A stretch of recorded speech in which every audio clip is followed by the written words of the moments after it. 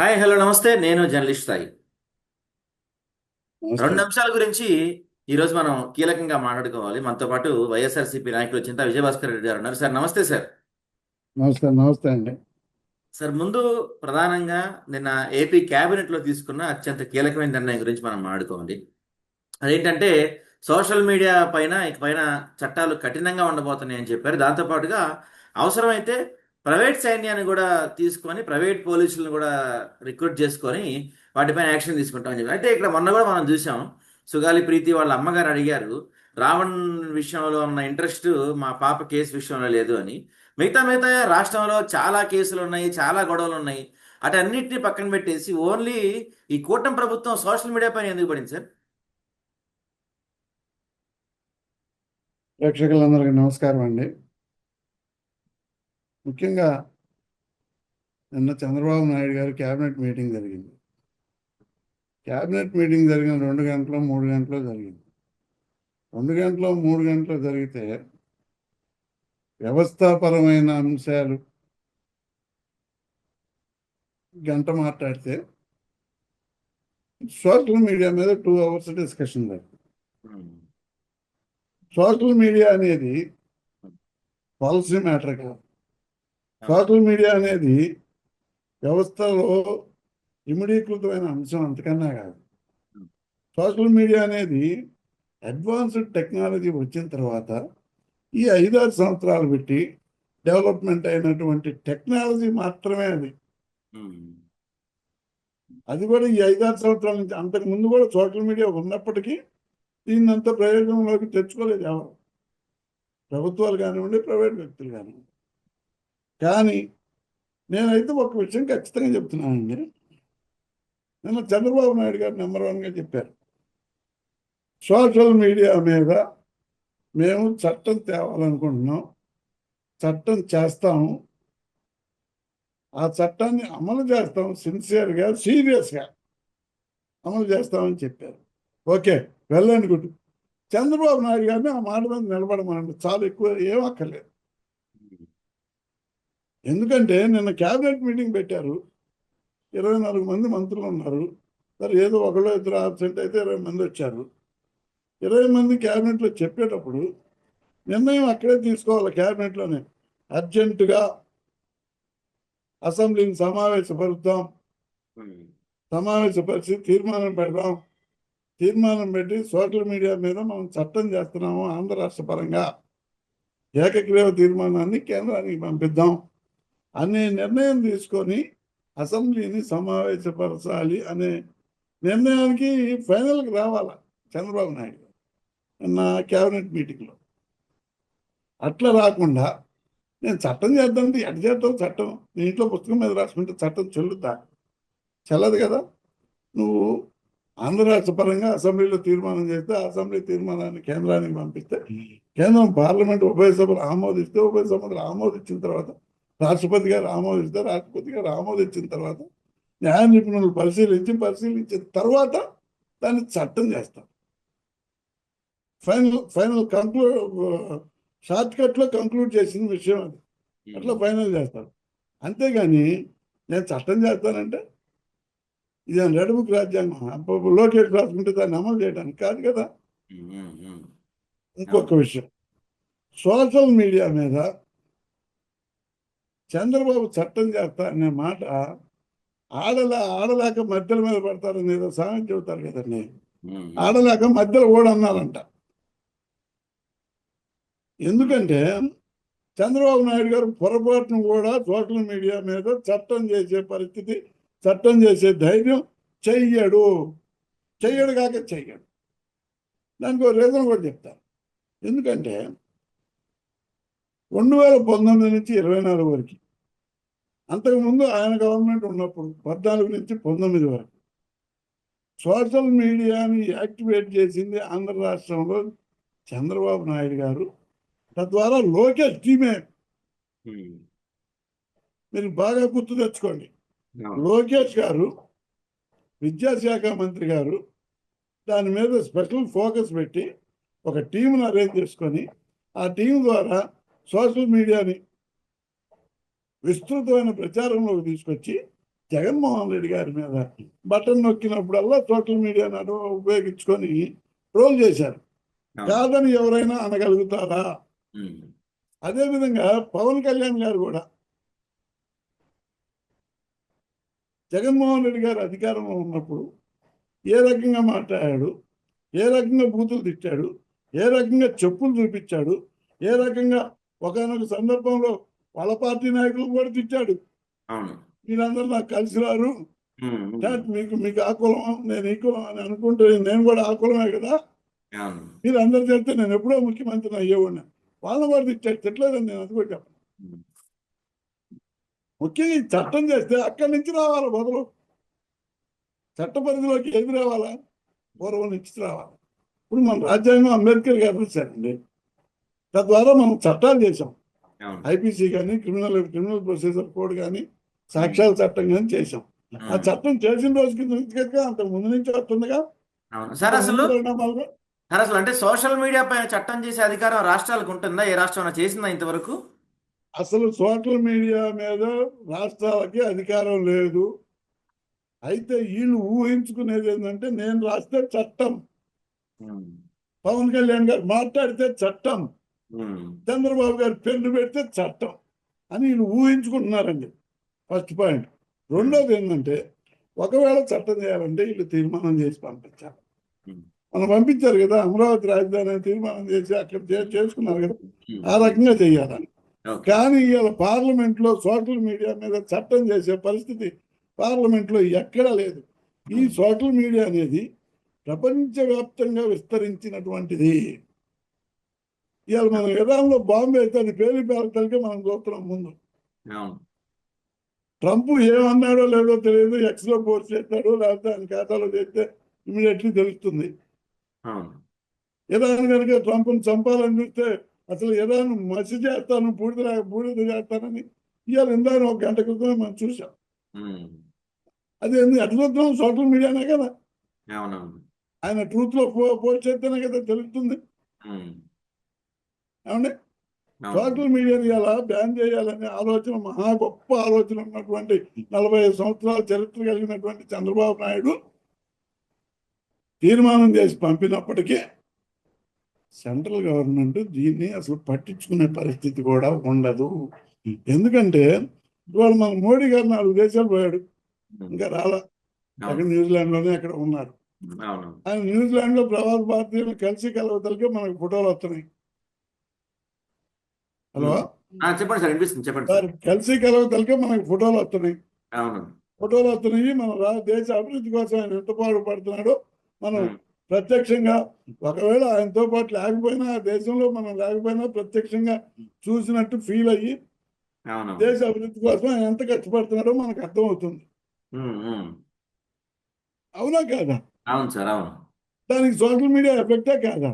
ఉమ్. ఉమ్. ఇక్కడేదో ఒక వ్యక్తి తిట్టాడు, ఒక వ్యక్తి తిట్టలేదు అనే సందర్భాన్ని తీసుకొని ఇప్పుడు ఉమ్. అసలు తిట్ల చరిత్ర, బూతుల చరిత్ర మొదలైందే మా పార్టీ అధికారంలో ఉన్నప్పుడు తెలుగుదేశం జనసేన పార్టీ ద్వారానే మొదలైంది.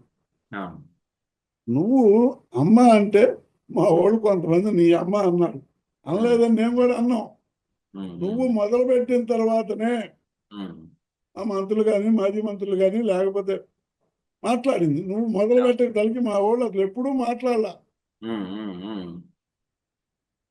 పైగా మా పార్టీ నాయకులు కానీ, మా నాయకుడు జగన్మోహన్ రెడ్డి గారు కానీ సోషల్ మీడియాని ఎక్కడా ఉపయోగించలా. ఓపెన్గా పబ్లిక్ మీటింగ్లోనే చెప్పాడు మీ గురించి. అవును. ఇప్పటికీ చెబుతున్నా, పబ్లిక్ మీటింగ్లోనే చెబుతున్నాడు, ఉమ్. లేకపోతే ప్రెస్ వాళ్ళ ముందే చెబుతున్నాడు. మా జగన్మోహన్ రెడ్డి గారు ఎక్స్లోనో ట్విట్టర్లోనో లేకపోతే ఇంకొక ఖాతాలోనో తర్వాత మీటింగ్ చెప్పిన తర్వాతనో లేకపోతే ప్రెస్కి ఇచ్చిన తర్వాతనో కొన్ని విషయాలు పోస్ట్ చేస్తున్నాడు ట్విట్టర్లో. ఉమ్. అంతేగాని సోషల్ మీడియాని ఆయన ఎప్పుడు అభాసుపాలయ్యే విధంగా, అటువంటి సందర్భాలు మాట్లాడే విధంగా ఏ రోజు చేయలేదు. చేసినట్టుంటే చూపించమనండి, దానికి ఉమ్. దేనికైనా మేము తల ఉంచడానికి సిద్ధపడ్డాం. ఉమ్. కానీ ఇవాళ చంద్రబాబు నాయుడు ఊహకందని విధంగా సోషల్ మీడియాని బ్యాన్ చేస్తానంటే చేయమనండి, మాకు హాయండి. ఉమ్. సోషల్ మీడియాని బ్యాన్ చేస్తే తెలుగుదేశం పార్టీ పూర్తిగా కుప్పకూలినట్టే. అంటే సోషల్ మీడియాని పూర్తిగా బ్యాన్ చేయకుండా కేసులు పెట్టే ప్రయత్నం ఎక్కువ చేస్తాను, అరెస్టులు చేసే ప్రయత్నం ఎక్కువ చేస్తా అని చెప్తున్నట్టున్నారు సార్ బహుశా. దానికి కూడా ఆ ప్రకారంగా చట్టం చేయమనండి. ఉమ్, వాళ్ళు చెప్పిన ప్రకారమే సోషల్ మీడియాలో ఎవరైతే అనుచిత వ్యాఖ్యలు చేస్తారో, ఎవరైతే బూతులు తిడతారో, ఎవరైతే ప్రభుత్వాన్ని అసందర్భంగా విమర్శిస్తారో, ఉమ్, సందర్భోచితంగా కాదు అసందర్భంగా విమర్శిస్తారో ఉమ్. వాళ్ళ మీద శిక్షణ పెట్టి వాళ్ళని ఏదించాలని చూస్తున్నాం. ఓకే, దానికి కూడా మేము సిద్ధమే. ఓకే. మొదలు ఉమ్, పెట్టండి, ఉమ్. 2019 నుంచి మొదలు పెట్టండి, లిస్టు తెద్దాం. అది చేయాలన్నా, ఇప్పుడు ఎవరు అట్లా చేయాలన్నా చట్ట సవరణ చేయాల్సిందే కదా సార్. ఇప్పుడు మనకున్న సోషల్ మీడియా చట్టాల ప్రకారం అరెస్టులు చేసే అంత చట్టాలు ఏమి లేవు కదా సార్ మనకి. అసలు సోషల్ మీడియా విషయంలో చట్టం లేదండి. ఓకే. ఐటీ యాక్ట్ 65, 67, 66 ఆ లెక్కలో ఉంది, కానీ ఉమ్, ఉమ్. అవన్నీ బెయిలబుల్ సెక్షన్, ఓకే. అవన్నీ కోర్టు దాకా పోయాయి కాదు. అదే. ఉమ్, ఉమ్, సోషల్ మీడియాకి ప్రత్యేకించి అనేది ఇన్ఫర్మేషన్ టెక్నాలజీ కింద సోషల్ మీడియా పెట్టి ఉమ్. 65, 66, 67 ఆ సెక్షన్ పెట్టి చేస్తూ ఉంటారు. ఎవరైనా తిడితే, ఓకే. ఉమ్, ఎవరైనా తిట్టినా, లేకపోతే అసభ్యకరంగా ప్రవర్తించినా, ఉమ్, ఉమ్. లేకపోతే ఈ వైట్ కాలర్ అఫెన్స్ లాగా డబ్బు అటు ఇచ్చి ట్రాన్స్ఫర్ చేసి మోసం చేస్తారని చెప్పినా కూడా ఆ సెక్షన్ పెడుతున్నారు. ఓకే. అంతేగాని వీళ్ళు దానికి తగ్గట్టు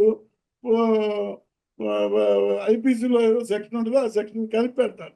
ఉమ్, ఉమ్. అంతేగాని సోషల్ మీడియా కంటూ ప్రత్యేకమైన చట్టాలు అసలు చేయమని మేము కూడా కోరుకుంటున్నాం. అవును, ఖచ్చితంగా మేము కోరుకుంటున్నాం. అవును. అయితే మా సార్ పార్టీ ఇప్పుడు పరంగా అదే చెప్తున్నారు, చంద్రబాబు నాయుడు గారు చెప్తున్నారు, అనుచిత వ్యాఖ్యలు చేస్తే, సందర్భానుసారం లేకుండా వ్యాఖ్యలు చేస్తే కేసు పెట్టాలని చెప్తున్నారు చంద్రబాబు నాయుడు గారే. ఈ రోజు ఎక్కడో తెలంగాణలో ఎవడో ఒకడు వాడి పైన ఆ, పోక్సో కేసు పెట్టారని చెప్పి ఆ ఇంట్లో ఆరుగురిని అత్యంత దారుణంగా కిరాతకంగా చంపేశాడు.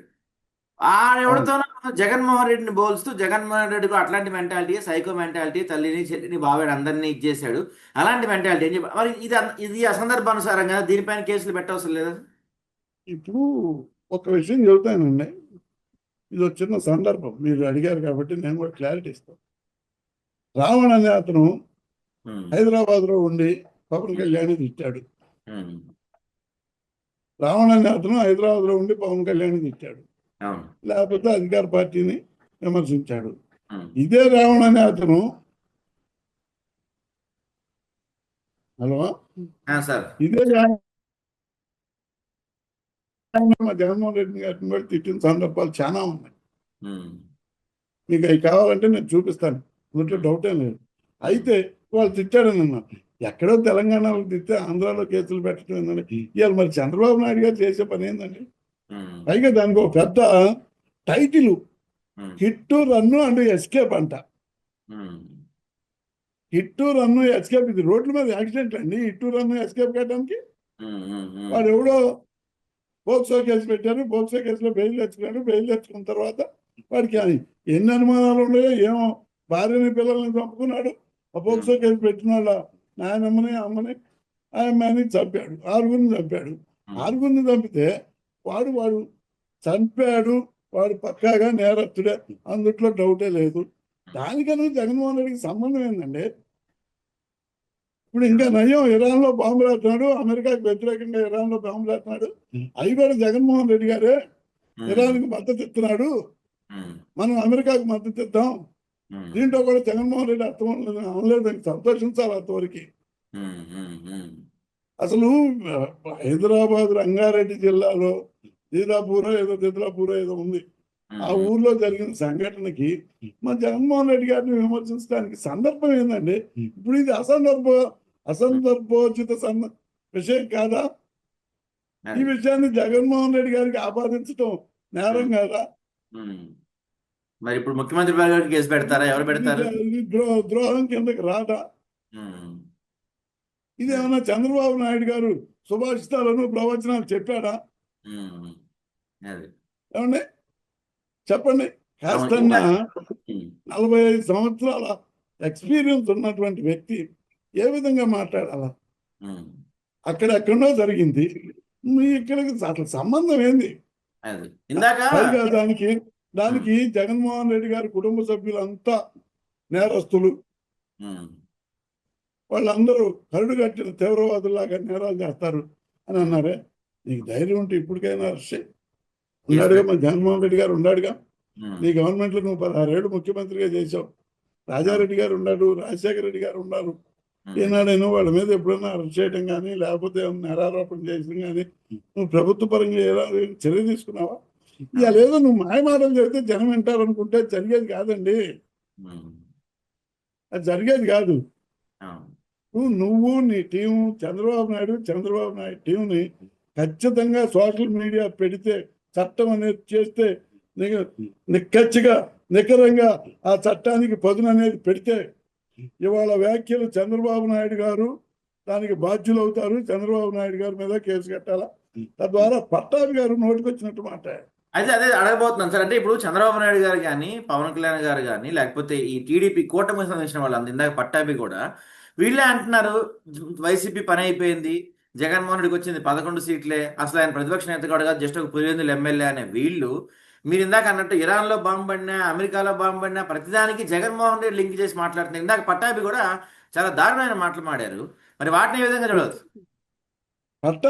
పట్టాభి మీద ఖచ్చితంగా ఇప్పుడు కేసు కట్టాలండి. మరి గవర్నమెంట్ ధైర్యం ఉంటే సుమోటివ్గా తీసుకుంటే ఒక ఆంధ్ర రాష్ట్రంలో పుట్టినటువంటి వ్యక్తి, మాజీ ముఖ్యమంత్రి చేసినటువంటి వ్యక్తి, మాజీ ప్రతిపక్ష నాయకుడిగా చేసినటువంటి వ్యక్తి, 10-12 ఏళ్ళు 5-6 ఏళ్ళు పార్లమెంట్ సభ్యుడిగా చేసినటువంటి వ్యక్తి, ఎంతో విలువ కలిగినటువంటి వ్యక్తి, 40% ఓటు శాతం ఉన్నటువంటి వ్యక్తి, 40% 50% అభిమానులు ఉన్నటువంటి వ్యక్తి, అటువంటి వ్యక్తిని లష్కర్-ఈ తోయిబా సంస్థతో పోల్చడం ఎంత దారుణం అండి.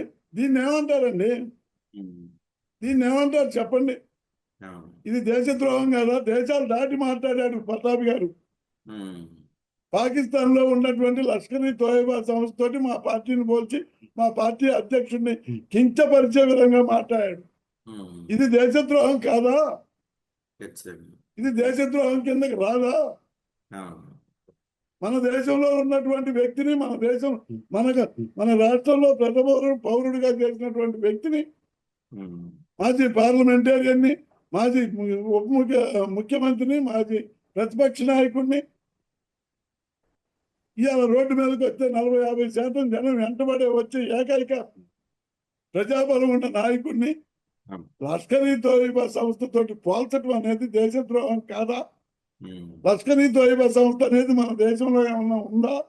ఉమ్, దీని మీద ఖచ్చితంగా ప్రభుత్వం ధైర్యం ఉంటే సుమోటివ్గా కేసు తీసుకోవాలి. ఉమ్, ఉమ్, లేకపోతే మా పార్టీ పరంగా మేము రిపోర్ట్లు ఇవ్వడానికి కూడా వెనకాడం. ఓకే. ఖచ్చితంగా ఇస్తాం. ఉమ్, ఉమ్, మా ఉమ్, పార్టీ ఆఫీసు కనుక్కొని మా పార్టీ ఆఫీస్లో ఉమ్, మనం కన్సల్ట్ చేసి ఉమ్, ఈ విషయం మీద, పట్టాభి గారి విషయం మీద ఖచ్చితంగా మేము రిపోర్ట్ ఇవ్వడానికి సిద్ధంగా ఉన్నాం. ఉమ్. మరి ఇది దేశద్రోహం కిందకి రాదా? అంతేగా ఖచ్చితంగా మరి. ఇదేమన్నా ఇంట్లో ఉమ్, ఇంట్లో సత్యనారాయణ స్వామి వ్రతం చేసినట్ట? ఉమ్, ఆ? అవును. పైగా మాది గొడ్డల పార్టీ అంటారు. ఎవరు మిమ్మల్ని ఏమన్నా నరికారండి గొడ్డల పార్టీ అంటారు? ఉమ్, ఏమండి చెప్పండి. ఉమ్, ఆ? అవును. కనీసం మీకేమన్నా ఏ సందర్భాన్ని చూపించగలుగుతారా? ఉమ్, ఏ సందర్భాన్ని రుజువు చేయగలుగుతారా? ఎక్కడైనా బయటికి రండి, ప్రజల్లోకి పోదాం, ప్రజల్లో మాట్లాడదాం. మీరు ఉమ్, ప్రజాబాహుళ్యంలోకి వచ్చి మాట్లాడదాం రండి. మాకు ప్రజల్లో బలం లేదు, 11 సీట్లు వచ్చి 11 సీట్లు కాదండి, ఒక్క సీటే అనుకుందాం. ఉమ్, మా జనం మాకుండా మీకు భయం ఎందుకు? మరి మేము 11 సీట్లు వాళ్ళమే, మీకు అసలు భయపడాల్సిన పని లేదు కదా. ఏ మీటింగ్ పెట్టినా, ఏ మీడియా పెట్టినా, ఏ సోషల్ మీడియాలో మాట్లాడినా ముందు ఒక జగన్మోహన్ రెడ్డి, వెనక జగన్మోహన్ రెడ్డి.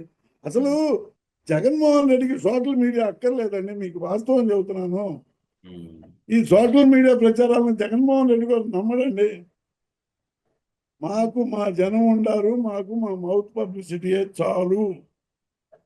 ఉమ్, సోషల్ మీడియాని ఎప్పుడైతే కట్టడి చేస్తారో, కట్టడి చేసిన తెల్లారి తెలుగుదేశం భూస్థాపితం అవుతుంది. ఉమ్, ఎందుకంటే వాళ్ళ ఆయుధమే అది. అవును. ఉమ్, తెలుగుదేశం జనసేన ఆయుధాలే సోషల్ మీడియా. ఉమ్, అవును. అది లేకుండా కట్టడి చేయమనండి. ఎవరైనా సభ్యుడు ఎవరైనా, ఏ పార్టీ అయినా ఉమ్, సోషల్ మీడియాలో వచ్చేటటువంటి విషయాల మీద చట్టానికి పొదును పెడతాం. ఆ చట్టం పొదును ప్రకారం ఏ పార్టీ వ్యక్తి అయినా చర్యలు తీసుకుంటుందని చెప్పమనండి. ఖచ్చితంగా టీడీపీ పార్టీ కుప్పకూలిపోదు. ఎందుకంటే వాళ్ళు ఆధారపడింది సోషల్ మీడియా మీద. వాళ్ళు ఆధారపడింది మీడియా సంస్థలు ఉన్నాయి. మీడియా సంస్థల వాళ్ళకి నేను కూడా పోవట్లేదు.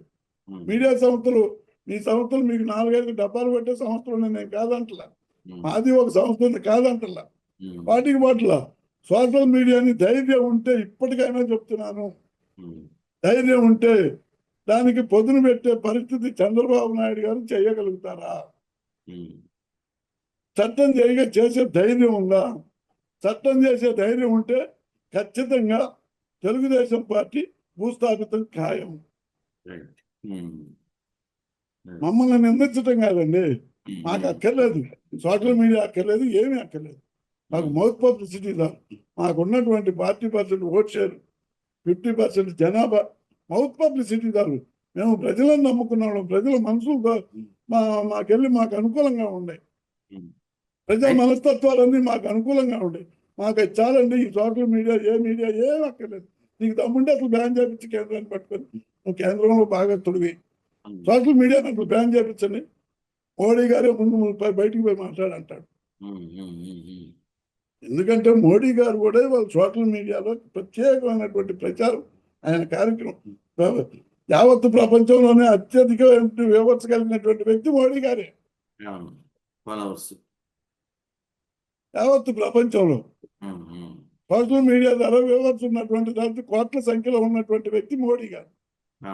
చేపించండి, నీకు దమ్ముంటే. మోడీ గారు మిమ్మల్ని అసెంబ్లీ, పార్లమెంట్ బయటికి పోయి మాట్లాడాను అనకపోతే అప్పుడు చెప్తాను. అది ప్రచార సాధనం అండి.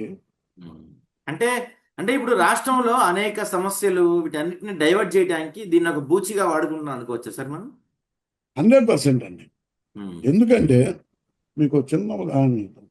ఇవాళ మనం తెలుగుదేశం పార్టీ నాయకులు ఎవరైనా సరే, నేను ఇక్కడి నుంచి మాకు 35 కిలోమీటర్లు 40 కిలోమీటర్లు ఉంటుంది అమరావతి కన్స్ట్రక్షన్ జరిగే ప్రాంతం. అది పురిటి నొప్పుల నుంచే ఒడ్డుకు పడ్డాయంతవరకు. పురిటి నొప్పుల నుంచే ఒడ్డుకు పడ్డా. పురిటి నొప్పుల నుంచి ఒడ్డుకు పడలేదంటే గుంతలు తీసిన గుంతలు పోడ్చడమే తోటి కాల. మళ్ళీ వర్షాకాలం వచ్చేసింది, మళ్ళీ వర్షాకాలం వచ్చింది, మళ్ళీ ఇంకొక ఆ పొట్ట ఇంకొక 4 నెలలు పెరగాల్సిందే. పెరిగిన తర్వాత అప్పుడు మళ్ళీ వచ్చినప్పుడు ఆ నీళ్ళని తోడుకోవడానికి మళ్ళీ ఇంకొక 4 నెలలు, మొత్తం 8 నెలలు అయిపోతుంది. ఆ పురిటి నొప్పుల నుంచి బయటపడటానికి ఇప్పుడు 50 లక్షల కోట్లు ఖర్చు పెట్టారు. ఇప్పటికి 50 లక్షల కోట్లు టెండర్లు ఇచ్చి ఖర్చు పెట్టారు. 50 లక్షల కోట్లు 50,000 కోట్లు సారీ 50,000 కోట్లు 50,000 కోట్లు పురిటి నొప్పుల దాకానే రాకపోతే, పురిటి నొప్పులు వచ్చి బిడ్డ బయటపడి పెరిగి పెద్ద అయ్యేది ఎప్పుడండి? అంటే నా ఉద్దేశం ప్రకారం ఇప్పటికి 50,000 కోట్లు ఖర్చు పెడితే 10% కూడా వర్క్ జరగలేదు. ఇంకా 100% జరగాలి అంటే దాదాపు 5 లక్షల కోట్ల రూపాయల పైన ఖర్చు పెట్టాలా అమరావతిలో? 5 లక్షల కోట్ల రూపాయలు ఖర్చు పెట్టాలంటే 5 కోట్ల ఆంధ్రులకి తల ఒక్కింటికి ఎంత పడుతుందో ఒక్కసారి అర్థం చేసుకోమని. ప్రజలకు తెలియక కాదు, ప్రజలకు తెలుసు. ఇవన్నీ ప్రజలకు తెలియకుండా మసిబూసి మారడికాయ చేయాలా?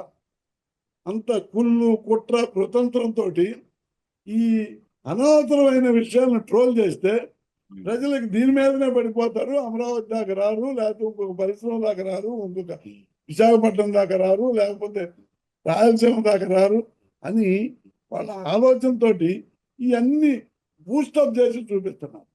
రావణ్ణి అరెస్ట్ చేసేయండి, చేసుకోండి. ఇప్పుడు తప్పు చేశాడని మీరు అనుకుంటున్నారు. ఆ తప్పు ప్రకారం చట్టం పెట్టారు. సరే, ఎక్కడ లేని చట్టం పెట్టారు. దేశంలో మన దేశానికి ఇతర దేశాలకి సంబంధించినటువంటి ఉపా చట్టం పెట్టారు. మన దేశంలో ఉన్నటువంటి వారు, భారతదేశంలో ఉన్నటువంటి ఆంధ్ర రాష్ట్రంలోనూ తెలంగాణలో ఉన్న మాట్లాడిన వాళ్ళ మీద ఉపా చట్టం వర్తించుతా అనేది కోర్టు నిర్ణయించుద్ది. కోర్టు నిర్ణయించే నేపథ్యంలో మా జగన్మోహన్ రెడ్డి గారు ఏం చేశారంటే, మేము వాళ్ళకి సంబంధించిన వాళ్ళ టీంకి సంబంధించిన సభ్యులు అడిగితే నేను వ్యక్తిగతంగా కలగజేసుకునే పరిస్థితి నాకు రాదు. ఉమ్, మీకు లీగల్గా సహాయం చేస్తా అన్నాడు. మా పార్టీ లీగల్ టీంకు అప్పచెప్పాడు. ఉమ్, ఉమ్, దాంట్లో తప్పేమైనా ఉందా? ఉమ్, దాన్ని పట్టుకొని ఉమ్, జగన్మోహన్ రెడ్డి సపోర్ట్ చేస్తున్నాడు, ట్విట్టర్లో పెట్టాడు, అది పెట్టాడు, ఇది పెట్టాడు. జగన్మోహన్ రెడ్డి గారు నిన్ను తిట్టమని సపోర్ట్ చేస్తాడండి? నిన్ను తిట్టమని సపోర్ట్ చేసే పని అయితే నువ్వు తిట్టిన రోజు నిన్ను కూడా ఇదే చట్టం కింద లోన పెట్టేవాడు. అవును. చేతగా కాదు, వ్యక్తిత్వం ఉన్న మనిషి కాబట్టి ఉమ్, ప్రతిపక్షంలో ఉన్నోడు ఏమైనా మాట్లాడతాడు. మాట్లాడినప్పుడు మనం ఓర్పుతో ఉండాలా.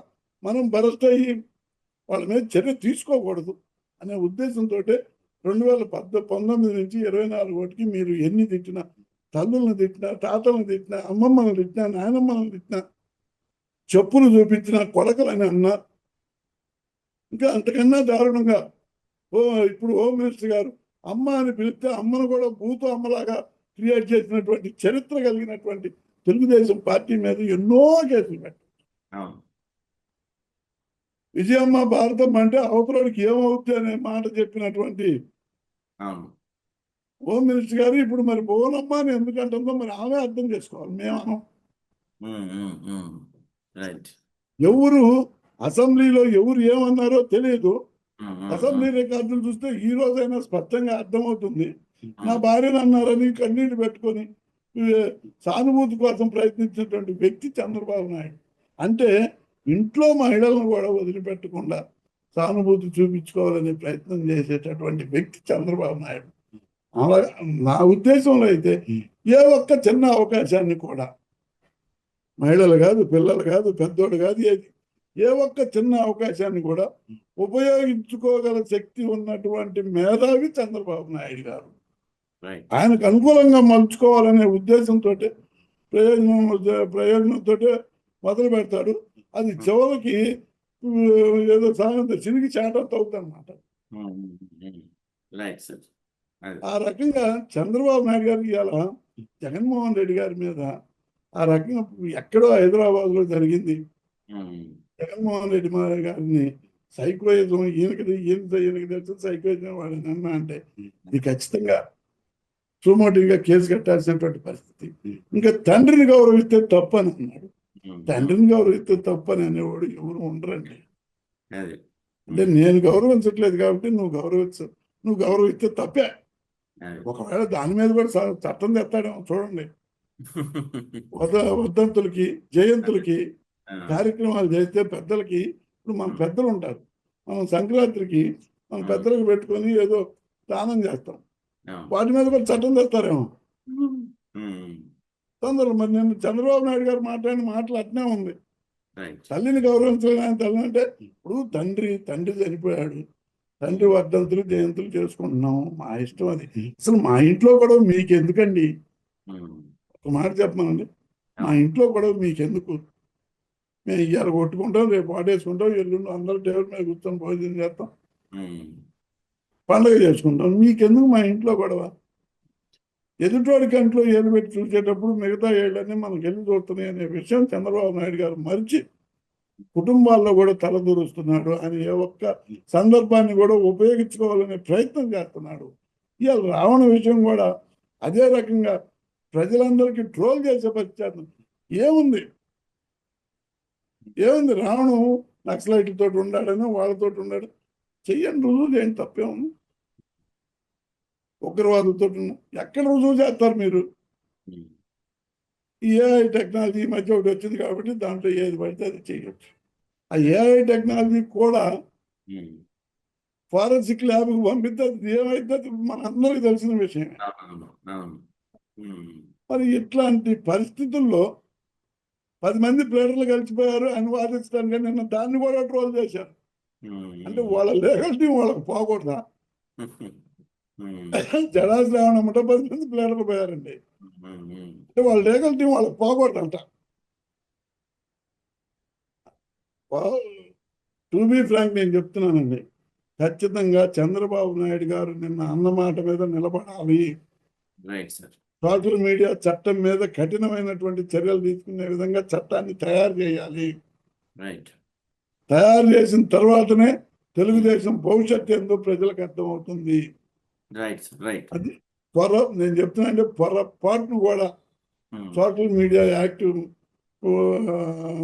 పాలిష్ చేసే పరిస్థితి చంద్రబాబు నాయుడు చెయ్యడు. Right sir, right. Okay, thank you sir. Okay sir.